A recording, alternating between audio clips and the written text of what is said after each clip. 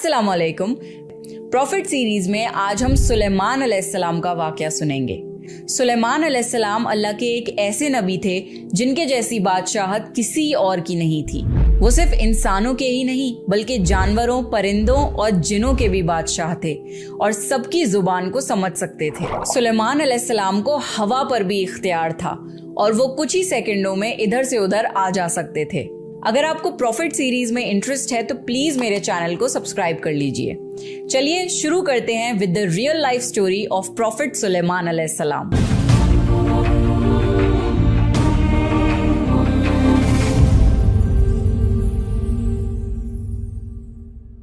कुरान में कई जगह अल्लाह ने सुलेमान अलैहिस्सलाम का जिक्र किया है। सुलेमान अलैहिस्सलाम दाऊद अलैहिस्सलाम के बेटे थे। अल्लाह ने बाप और बेटे दोनों को नबूवत से नवाजा था। सुलेमान अलैहिस्सलाम को अल्लाह ने एक ऐसा बादशाह बनाया कि आज तक सारी दुनिया में ऐसी बादशाहत और किसी के पास नहीं, क्योंकि खुद सुलेमान अलैहिस्सलाम ने अल्लाह से ये दुआ की थी, ऐ अल्लाह मुझे ऐसी बादशाहत अता फरमा जो मेरे बाद किसी और के शायान शान ना हो।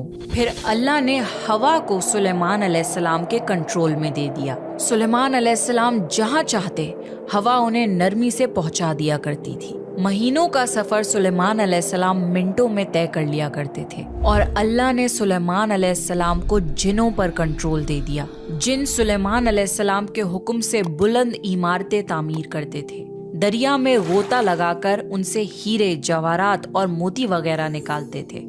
जो आम काम इंसानों की ताकत से ज्यादा होते थे, सुलेमान अलैहिस्सलाम जिनों से वो काम लिया करते थे। जो जिन आपका कहना नहीं मानते थे और शरारतें करके कामों में रुकावट डालते थे, आप उन्हें जंजीरों में जकड़कर कैद खाने में डाल देते थे। और सुलेमान अलैहिस्सलाम की खास सिफतों में से एक सिफत ये थी कि वो जानवर और परिंदों की बोली को समझ सकते थे। सूरह नमल में इसका जिक्र आया है। एक दिन सुलेमान अलैहिस्सलाम के सामने उनके तमाम लश्कर जिन्नात, इंसान और परिंदों में से जमा किए गए। जब वो चींटियों के मैदान में पहुंचे तो एक चींटी ने कहा, हटो, अपने अपने घरों में घुस जाओ, ऐसा ना हो कि बेखबरी में सुलेमान और उनका लश्कर तुम्हें रौंद डाले। अल्लाह ने एक छोटी सी चींटी की ये बात सुलेमान अलैहिस्सलाम को सुनवा दी। इस बात पर सुलेमान अलैहिस्सलाम मुस्कुराकर हंस पड़े। कहने लगे, ए परवरदिगार, तू मुझे तौफीक दे कि मैं तेरी उन नेमतों का शुक्र अदा करूं जो तूने मुझ पर इनाम की है, और मैं ऐसे नेक अमल करता रहूं जिससे तू खुश रहे और मुझे अपनी रहमत से नेक बंदों में शामिल फरमा दे। अल्लाह ताला ने सुलेमान अलैहिस्सलाम को फैसला करने की जबरदस्त सलाहियत अता फरमाई थी। एक बार दो औरतें अपना मुकदमा दाऊद अलैहिस्सलाम के पास लाईं। दोनों को अल्लाह ने एक एक औलाद दी थी। एक भेड़िए ने हमला करके बड़ी उम्र वाली का बच्चा खा लिया। औरत चालाक थी, उसने छोटी उम्र वाली का बच्चा छीन लिया। कहने लगी, ये मेरा बच्चा है। दाऊद अलैहिस्सलाम ने देखा बच्चा बड़ी औरत के पास है तो उसके हक में फैसला दे दिया। सुलेमान अलैहिस्सलाम ने इजाजत चाहते हुए कहा, क्या मैं इस मुकदमे का फैसला कर सकता हूँ? दाऊद अलैहिस्सलाम ने इजाजत दे दी। फिर सुलेमान अलैहिस्सलाम ने औरत से कहा, बच्चा मुझे दे दो। बच्चा हाथ में लेकर उन्होंने तलवार निकाली और दोनों औरतों से फरमाया, मैं इसके दो टुकड़े करके तुम दोनों में बराबर बराबर तकसीम करने लगा हूँ। ये सुनकर बड़ी औरत बोली, ठीक है, जबकि छोटी औरत ममता की वजह से चिल्ला उठी। कहने लगी, आप इस बच्चे को जिंदा रहने दें और इसी को दे दें। ये सुनते ही सुलेमान अलैहिस्सलाम बोल उठे, तू ही इसकी माँ है जिसे अपने बच्चे के टुकड़े देखना बर्दाश्त न हो सका। फिर बच्चा उसकी असल माँ को दे दिया गया। एक दिन सुलेमान अलैहिस्सलाम सारे परिंदों की खबर ले रहे थे। जब उन्होंने देखा कि एक परिंदा हुदहुद वहाँ नहीं है तो उन्होंने फरमाया, क्या बात है कि हुदहुद नजर नहीं आ रहा? क्या वो वाकई गैर हाजिर है? यकीनन मैं उसे सख्त सजा दूंगा अगर वो मेरे सामने कोई माकूल वजह बयान न करे। थोड़ी ही देर में हुदहुद वहाँ आ गया और बोला, मैं एक ऐसी खबर लाया हूँ कि आपको उसकी खबर भी नहीं है। मैं सबा की तरफ गया। मैंने देखा कि उनकी बादशाह एक औरत है जिसे हर किस्म की चीज से कुछ न कुछ दिया गया है और उसका तख्त भी बड़ा अजीम है। मैंने उसे और उसकी कौम को अल्लाह ताला को छोड़कर सूरज को सजदा करते हुए पाया है। शैतान ने उन्हें सीधे रास्ते से हटा दिया है। हुदहुद एक ऐसा परिंदा था जो सूखी जमीन में पानी वाले हिस्सों का पता लगा लिया करता था। सुलेमान अलैहिस्सलाम को भी यही हुदहुद बताया करता था कि पानी कहाँ है, फिर आप जिन्नात के जरिए वहाँ से पानी निकलवाते थे। जब सुलेमान अलैहिस्सलाम ने ये इत्तला सुनी तो वो बहुत हैरान हुए। उन्होंने हुदहुद से कहा, हम अभी तुम्हारी बात की तस्दीक कर लेते हैं, मेरे इस खत को लेकर जाओ और उन्हें दे दो, फिर उनके पास से आना और देखना कि वो क्या जवाब देते हैं। आपने एक खत लिखकर उसे दे दिया। हुदहुद वो खत लेकर खत उनके सामने गिराकर खुद उड़कर दीवार पर जा बैठा। खत देखकर मलिका बिल्कीस ने कहा, ऐ सरदारों, मेरी तरफ एक बावकत खत डाला गया है जो सुलेमान अलैहिस्सलाम की तरफ से है और जो बख्शिश करने वाले मेहरबान अल्लाह के नाम से शुरू होता है। इसमें ये लिखा है कि तुम सरकशी ना करो और मुसलमान बनकर मेरे पास आ जाओ। मलिका बिल्कीस ने कहा,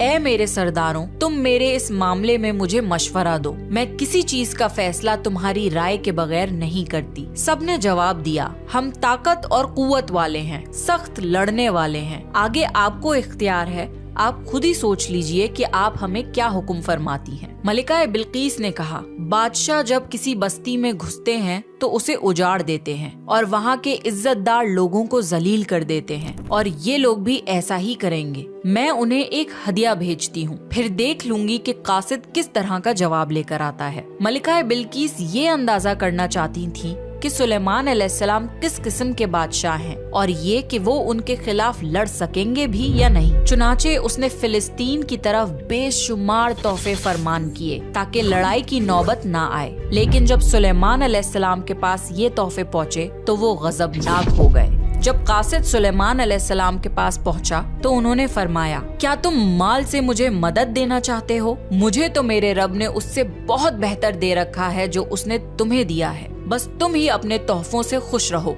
जाओ उनकी तरफ वापस लौट जाओ। हम उनके मुकाबले वो लश्कर लेकर आएंगे जिनके सामने पड़ने की उनमें ताकत नहीं, और हम उन्हें जलील करके वहाँ से निकाल बाहर करेंगे। कासिद उनका जवाब सुनकर और ये सूरत हाल देखकर दहशत ज़दा हो गया। उसने मलिका बिल्कीस की तरफ जाकर ये सारी हकीकत बयान कर दी। मलिका बिल्कीस ने सुलेमान अलैहिस्सलाम को पैगाम भिजवाया कि हम इस्लाम कबूल करने के लिए तैयार हैं। जब ये पैगाम सुलेमान अलैहिस्सलाम तक पहुँचा तो आप अपने दरबारियों की तरफ मुतवज्जे हुए और फरमाया, ऐ सरदारों, तुम में से कोई है जो मलिका बिल्कीस के यहाँ पहुँचने से पहले उनका तख्त यहाँ ला दे?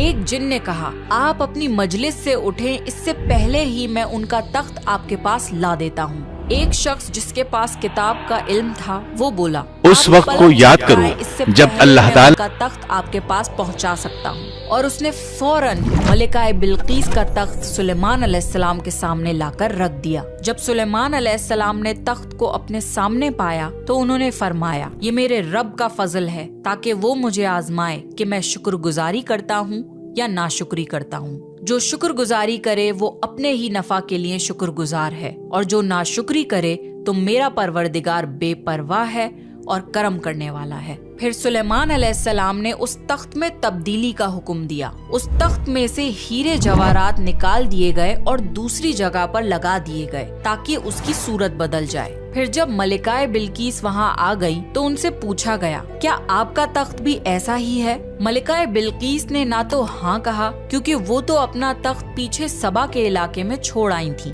और ना ही उन्होंने ना कहा क्योंकि ये उन्हीं का तख्त महसूस हो रहा था। अलबत्ता इसमें कुछ तब्दीली महसूस जरूर हुई थी। काफी सोचकर उन्होंने जवाब दिया, ये तख्त मेरा ही लगता है। इसके बाद सुलेमान अलैहिस्सलाम मलिका बिल्कीस को एक महल में ले गए। सुलेमान अलैहिस्सलाम अपनी सल्तनत का एक ऐसा मंजर दिखाना चाहते थे जो किसी इंसान ने पहले ना देखा हो। ये महल मुकम्मल तौर पर शीशे का बना हुआ था। इससे दूसरी तरफ देखा जा सकता था। फर्श भी शीशे का था। शीशे के नीचे पानी छोड़ा गया था। पानी चलता रहता था। आप मलिका बिल्कीस को लेकर उस महल में दाखिल हुए तो वो बहुत हैरान हुई कि इस महल में तो पानी बह रहा है। उन्होंने अपना लिबास कुछ ऊपर कर लिया ताकि वो भीग न जाएं। फिर मलिका बिल्कीस ने अपना पैर पानी पर रखना चाहा तो वो शीशे पर पड़ा। इस बात पर मलिका बिल्कीस को बहुत शर्मिंदगी महसूस हुई कि वो धोखा खा गईं। ये शीशे का महल इतना आलीशान था कि इसे जिनों के जरिए बनाया गया था। सुलेमान अलैहिस्सलाम ने फरमाया, ये ऐसा महल है जिसमें नीचे भी शीशे जड़े हुए हैं। یہ عظیم سلطنت دیکھ کر وہ جان گئیں کہ سلیمان علیہ السلام صرف بادشاہ ہی نہیں ہیں بلکہ اللہ کے نبی بھی ہیں۔ سلیمان علیہ السلام نے ملکہ بلقیس کو ایسے معجزات اس لیے دکھائے تاکہ انہیں یقین ہو جائے کہ اگر دنیا کی سلطنت اتنی بہترین ہو سکتی ہے تو اللہ کیسا بادشاہ ہوگا۔ اللہ کے سامنے سورج تو کچھ بھی نہیں جس کی وہ عبادت کیا کرتی تھی۔ ملکہ بلقیس کہنے لگی، اے میرے پروردگار، میں نے اپنی جان پر ظلم کیا، اب میں سلیمان علیہ السلام کے ساتھ اللہ کی فرما بردار بندی ہوں۔ ملکہ بلقیس کے ساتھ ساتھ ان کی پوری قوم ایمان لے آئی۔ سلیمان علیہ السلام کا سب سے بڑا کارنامہ یہ ہے کہ سلیمان علیہ السلام نے مسجد الاقصی تعمیر کروائی۔ اس کی پہلی تعمیر یعقوب علیہ السلام نے کروائی تھی، لیکن جب بخت نصر نے اپنا قبضہ جما لیا تو اس نے مسجد الاقصی توڑ دی تھی۔ لیکن جب سلیمان علیہ السلام کو اللہ تعالیٰ نے بادشاہت عطا کی تو انہوں نے مسجد الاقصی کی تعمیر شروع کروا دی۔ اس کے ساتھ ساتھ انہوں نے ہیکل سلیمانی بھی تعمیر کروایا۔ یہود آج تک اس کو مقدس سمجھتے ہیں۔ یہ ہیکل سلیمانی مسجد الاقصی کے بالکل قریب ہے۔ رسول اللہ صلی اللہ علیہ وسلم نے فرمایا کہ مسجد الحرم میں ایک نماز کا ثواب 1,00,000 نمازوں کے برابر ہے۔ مسجد النبوی میں ایک نماز کا ثواب 1,000 نمازوں کے برابر ہے، اور مسجد الاقصی میں ایک نماز کا ثواب 500 نمازوں کے برابر ہے۔ رسول اللہ صلی اللہ علیہ وسلم نے فرمایا، جب سلیمان علیہ السلام نے بیت المقدس کو تعمیر کیا تو اللہ تعالیٰ سے 3 دعائیں مانگی۔ ان میں سے اللہ تعالیٰ نے 2 دعائیں قبول فرمائیں اور ایک کے بارے میں ہم امید کرتے ہیں کہ وہ ہمیں ملے گی۔ سلیمان علیہ السلام نے پہلی دعا یہ مانگی کہ اے اللہ، مجھے ایسی حکومت دے جو تیری حکومت کے موافق ہو، یعنی عدل و انصاف کی فراوانی ہو اور کسی پر ظلم نہ ہو۔ اللہ نے یہ دعا قبول فرمائی۔ سلیمان علیہ السلام نے دوسری دعا یہ مانگی، مجھے ایسا ملک عطا فرما جو میرے سوا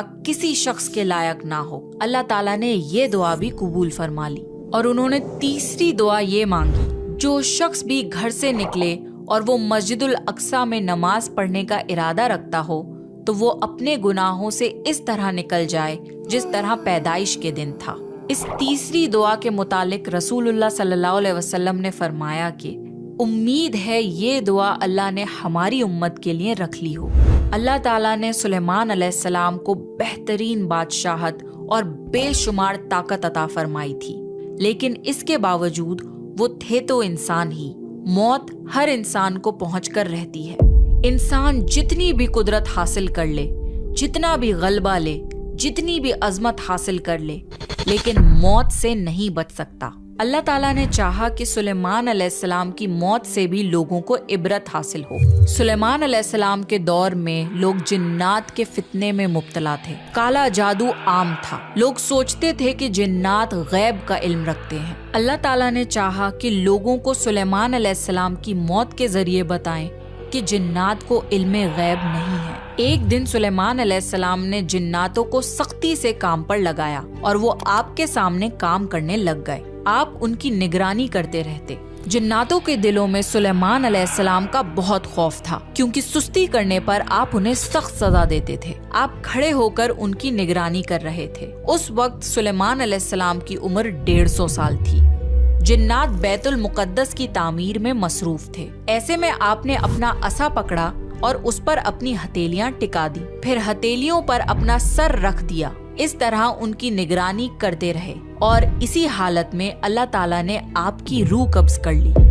سلیمان علیہ السلام کی آنکھیں کھلی رہ گئیں۔ ادھر جن مسلسل کام کرتے رہے۔ وہ یہی خیال کر رہے تھے کہ سلیمان علیہ السلام زندہ ہیں اور انہیں دیکھ رہے ہیں۔ سلیمان علیہ السلام کا خلیفہ آیا تو وہ جان گیا کہ آپ انتقال کر گئے ہیں، لیکن اس نے بھی جنات پر یہ بات ظاہر نہیں کی۔ اس طرح 2 سال گزر گئے۔ جنات اس قدر سخت نگرانی پر حیران تھے۔ وہ دیکھ رہے تھے کہ 2 سال سے سلیمان علیہ السلام نے حرکت تک نہیں کی، پلک تک نہیں جھپکائی۔ پھر سلیمان علیہ السلام کے عصا پر دیمک لگ گئی۔ وہ اندر ہی اندر اس لکڑی کو کھوکھلا کرتی رہی۔ آخر وہ لاٹھی ٹوٹ گئی۔ سلیمان علیہ السلام زمین پر گر گئے۔ اس وقت جنات کو پتا چلا کہ ان کی وفات ہوئے تو عرصہ گزر چکا ہے۔ تب سلیمان علیہ السلام کی ساری قوم کو پتا چل گیا کہ جنات کو غیب کا علم نہیں ہے، بلکہ جن تو انسانوں سے کم عقل رکھتے ہیں۔ جب سلیمان علیہ السلام گر پڑے تو اسی وقت جنات جان گئے کہ اگر وہ غیب کا علم رکھتے تو اس ذلت کے عذاب میں مبتلا نہ ہوتے۔ اس طرح اللہ نے لوگوں کو سمجھایا کہ جنات بھی اللہ کی مخلوق ہیں اور اللہ سے اوپر نہیں ہو سکتے، اور اسی کے ساتھ سلیمان علیہ السلام کا قصہ اپنے اختتام کو پہنچا۔